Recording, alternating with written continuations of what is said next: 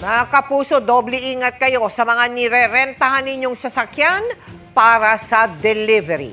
Baka magaya sa modus ng mga nasa-koting suspect sa Maynila na tinangayan ang kanilang customer. Nakatutok si Marisol Abduraman.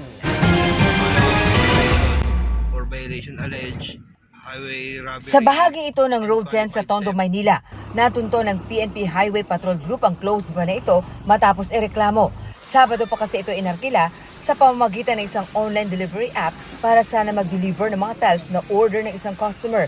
Pero hindi ito dumating sa San Jose del Monte, Bulacan kung saan dapat i-deliver ang 89,000 pesos na halaga ng tiles. Ito ay kanyang binayaran through online, no, worth 89,000. Kinabukasan, isang alias Ezekiel Umano ang nagpakilala sa biktima. Para makuha nitong kababayan po natin yung kanyang in-order, ay in-need po niyang magbigay ng additional amount. Kaya nagpasaklolo sa HPG ang biktima.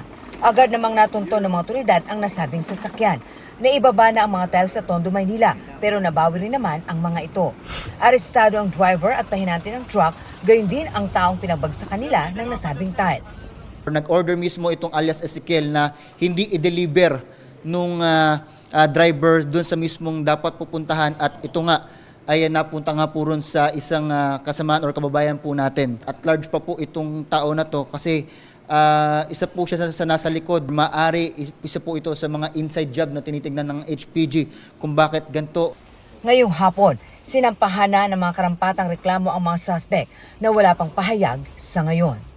Para sa GMA Integrated News, Marisol Abduraman, nakatuto 24 oras.